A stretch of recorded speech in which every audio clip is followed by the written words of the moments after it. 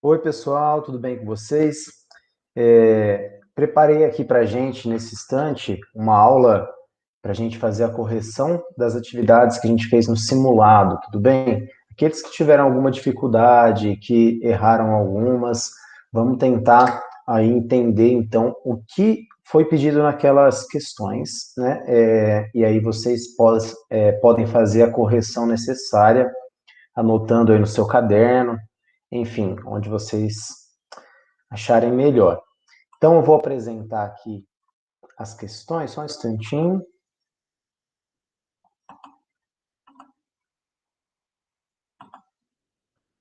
Pronto. Deixa eu colocar aqui do começo. Ok.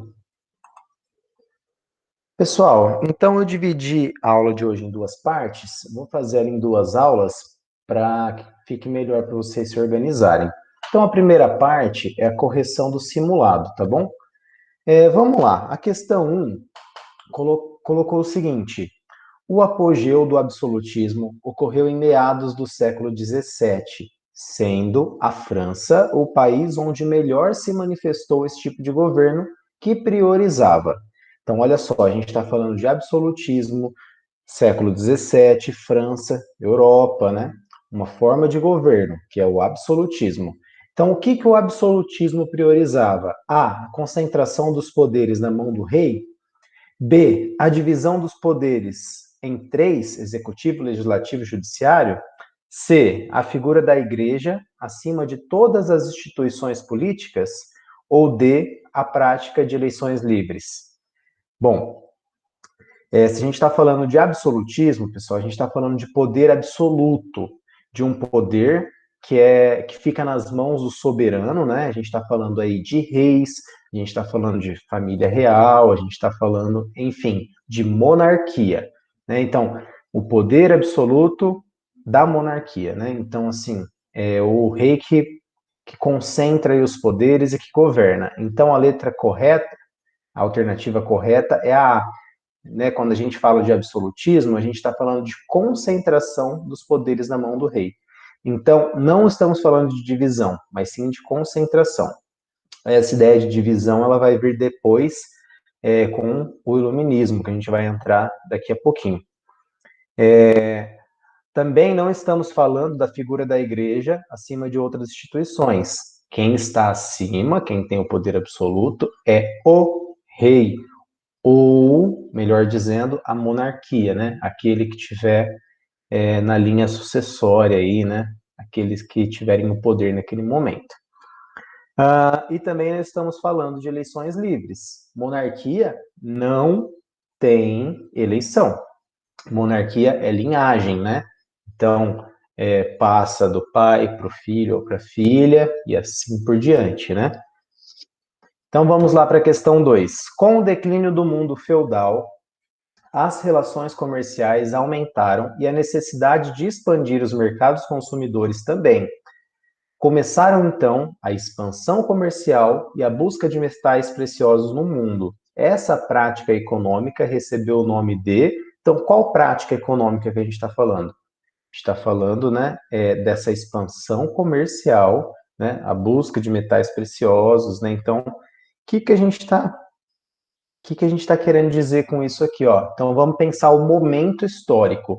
Declínio do mundo feudal. Então é declínio da Idade Média, tudo bem? É o final da Idade Média, onde começa aí as relações comerciais a aumentar o mercado e os consumidores, né? Então assim, a produção aumentou, né? A gente chama de excedente, começou a se produzir excedente, o mercado, né, o consumo também aumenta, né, então, assim, a questão da oferta, da procura, né, então se expande aí a questão comercial, inclusive nesse momento também começa as questões das navegações, né. Mas vamos lá, que prática econômica que a gente está falando desse momento? É o socialismo? Não, o socialismo é uma prática econômica que também é política, que vai falar aí de socializar, de dividir, né, a produção. né? Então aqui a gente está falando num momento de maior expansão, de maior acúmulo também, né? Embora ainda não seja de forma liberal. Aí, o que é o liberalismo, então? O item B. Gente, aqui é só uma pincelada, tá? Se fosse para falar de cada um desses itens, a gente teria uma aula para cada um deles. Liberalismo já é uma prática que vem depois do mercantilismo, né? Que ela fala da autorregulação do mercado. Então, da lei da oferta e da procura, que os governos eles não devem aí se intrometer no comércio e que quanto mais comércio, melhor, né? Mais se gera possibilidade de consumo, melhores preços, enfim, são práticas liberais. Nesse momento, pessoal, a gente está falando do item C, ou seja, do mercantilismo, né? Então, são práticas mercantis, a gente está falando de expansão do mercado, mas ainda não chegou no ápice, que é uma outra forma, né, que depois se pautou aí pelos ideais do liberalismo, né? Então, a gente está falando aí, então, de mercantilismo, né, dessas práticas comerciais que vão se expandindo, que vão tomando força com a produção do excedente, algumas mudanças na forma de produzir, né? Então, lá no feudalismo, que é a outra questão aqui, que é a outra alternativa que também está incorreta, né?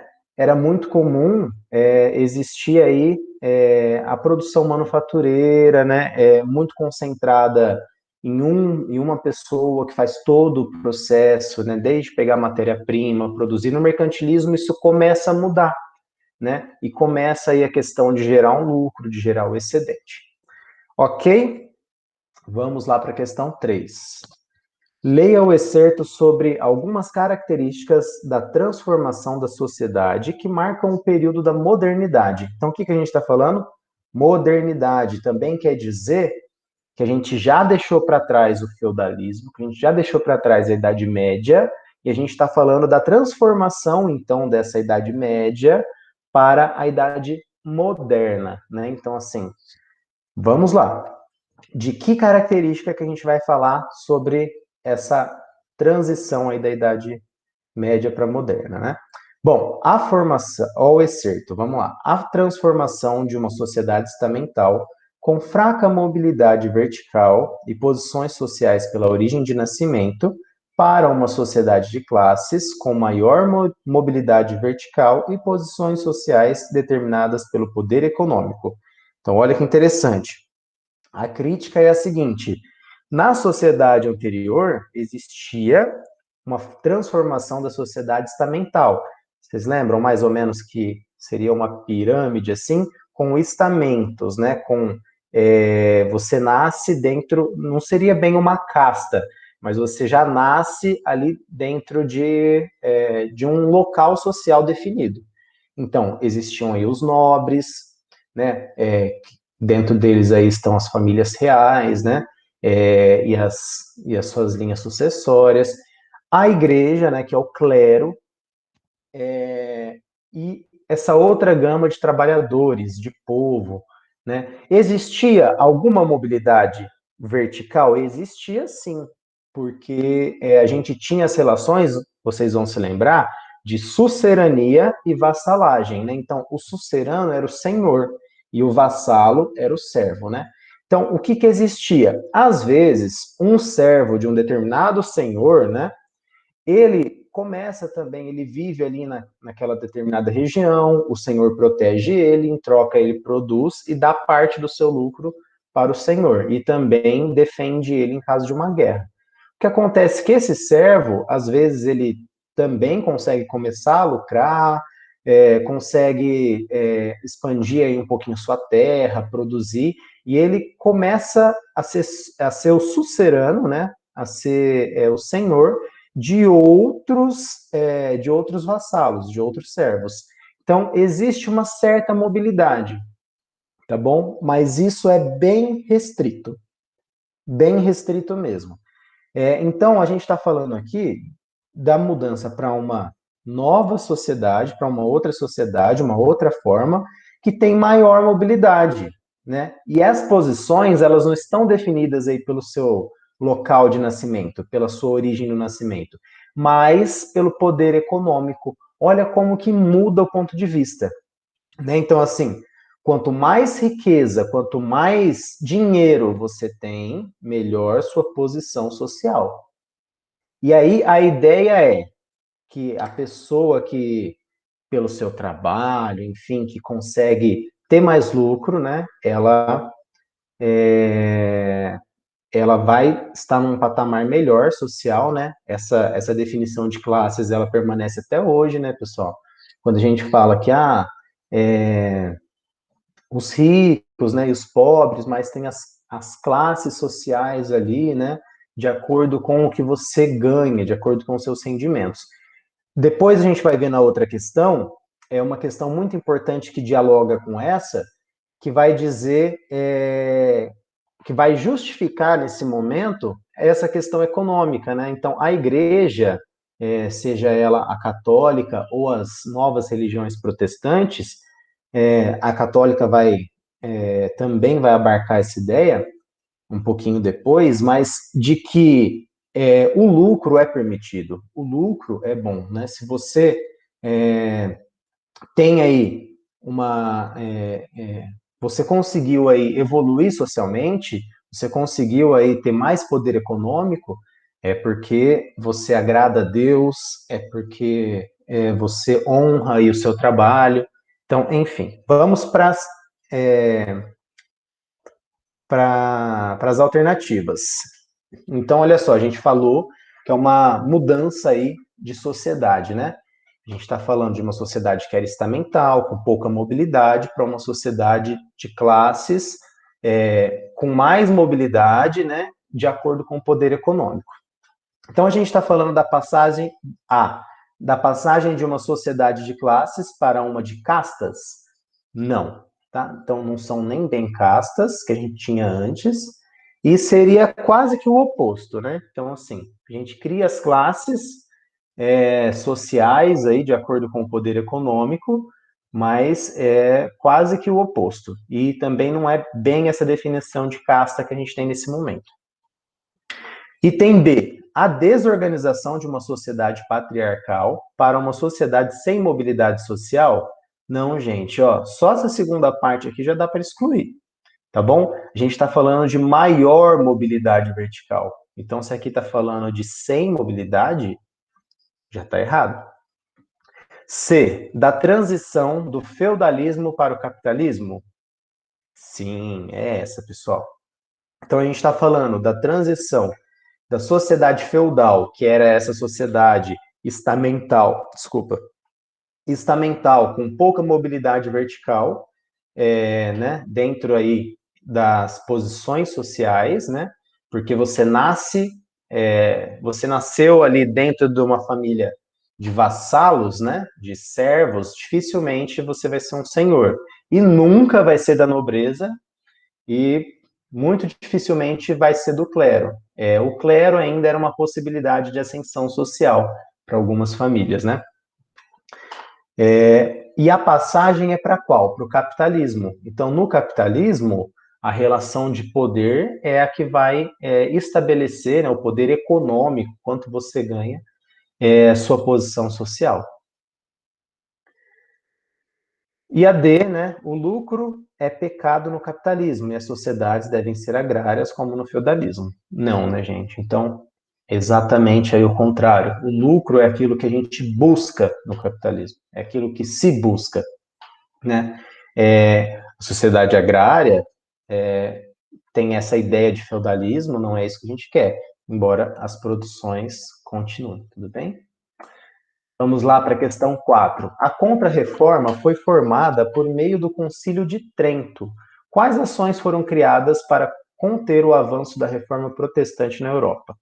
Então, ó, se a gente está falando de Contra-Reforma, a gente está falando de um movimento, vamos lembrar. Primeiro, existiu a Reforma Protestante, né? Então, quando as religiões protestantes começam a surgir, né, em crítica a Igreja Católica, vários aspectos da Igreja Católica, e a Igreja Católica, ela vai responder com a Contra-Reforma, né? Então, a partir do Concílio de Trento, né, algumas ações foram criadas aí para conter, né, para combater aí as reformas protestantes e garantir ainda o poder da Igreja Católica. Vamos lá, quais seriam essas? Algumas dessas ações, né? Não são todas. A criação do Tribunal da Aquisição e a aliança com os seis absolutistas. Pessoal, criação do Tribunal da Inquisição foi feita nesse momento, tá certo? O que era o Tribunal da Inquisição? A Inquisição, o Tribunal da Inquisição, ele era um tribunal que julgava aí os crimes de heresia. Então, algumas pessoas eram consideradas hereges, ou seja, traidoras da igreja, das tradições da igreja. Então, eles podiam, assim, desde ser presos, ser exilados, ser excomungados, né, retirados da igreja, se eles fizerem parte dela, até a morte, né? Isso acontecia bastante. O Tribunal da Inquisição também proibia alguns livros, né, que iam contra as ideias católicas. Ficou conhecido uma lista de livros como o Index, né, ou Index. Enfim, várias questões esse tribunal dava conta. E a segunda parte, e a aliança com os seis absolutistas. Aqui não, aqui já está errado. Então, a está errada, porque a Igreja Católica, na Contra-Reforma, ela não se uniu com os seis absolutistas, tá? Na verdade, os seis também queriam mais dinheiro e eles foram financiados aí pela burguesia, né, que fazia parte aí, que acabou se aliando em algumas alas aí com o movimento de reforma protestante, e os reis da Igreja Católica, eles viviam, naquele momento, um embate de forças, né? Porque a Igreja, além da questão religiosa, ela tinha muito poder econômico, dinheiro, e muito poder político. Então, em alguns momentos, né, se causava aquele estranhamento, né? Quem está governando? O rei ou, né, o clero, a igreja. Então, a está errada. B.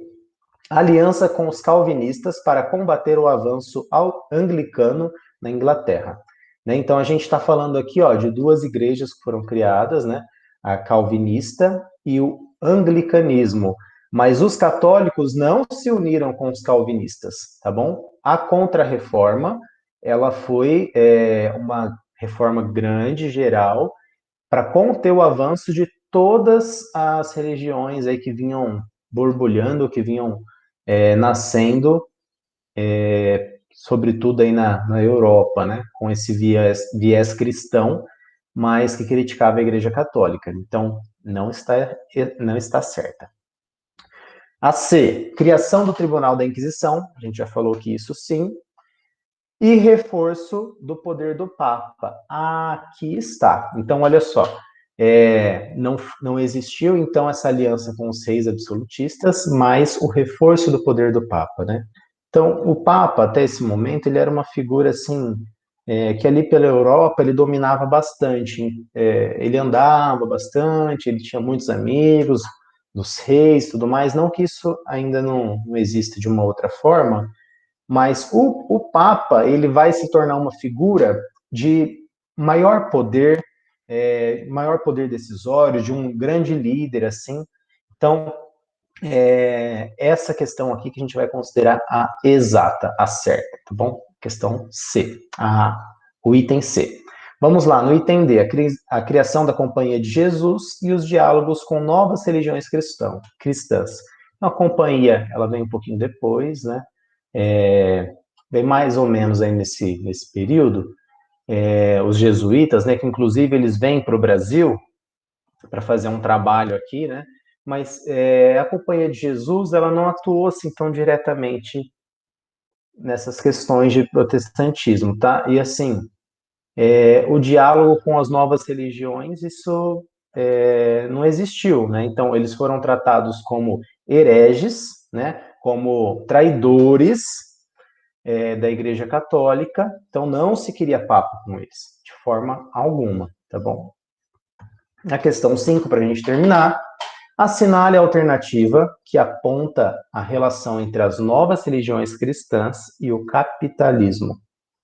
Então, olha só, pessoal, qual a relação das novas religiões cristãs, ou seja, aquelas que a gente falou das religiões protestantes que vinham surgindo naquele momento da modernidade, né, do movimento de reforma e contra-reforma, né, e o capitalismo.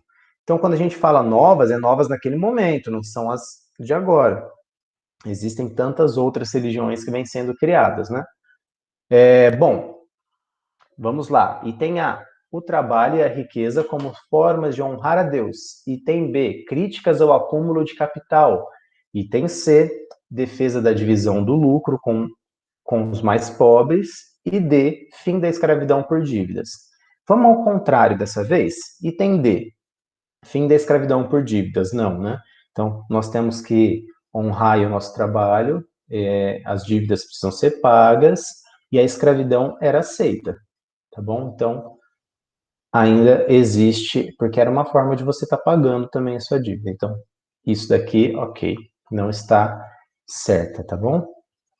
Item C, defesa da divisão do lucro com os mais pobres. Olha, aqui parece que é uma coisa interessante, né? Assim, algumas pessoas podem ter marcado essa aqui, né? Mas vamos dizer porque não é. Olha só, pessoal, o capitalismo, né, essa ideia de gerar lucro, de gerar poder econômico, ela vai precisar, um pouquinho depois, entender que é preciso dividir aí o lucro com os mais pobres, mas não porque isso é uma questão religiosa, mas isso é uma questão puramente econômica, tá bom?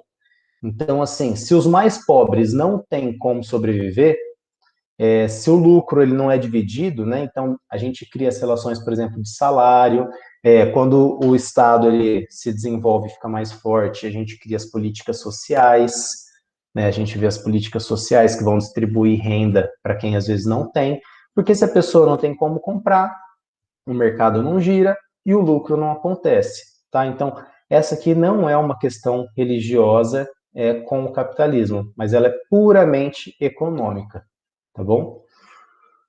Item B, críticas ao acúmulo de capital. Não, pelo contrário, né? Então, assim, agora que a gente é uma justificativa das novas religiões para se poder lucrar, para se poder acumular capital, acumular dinheiro, tá bom?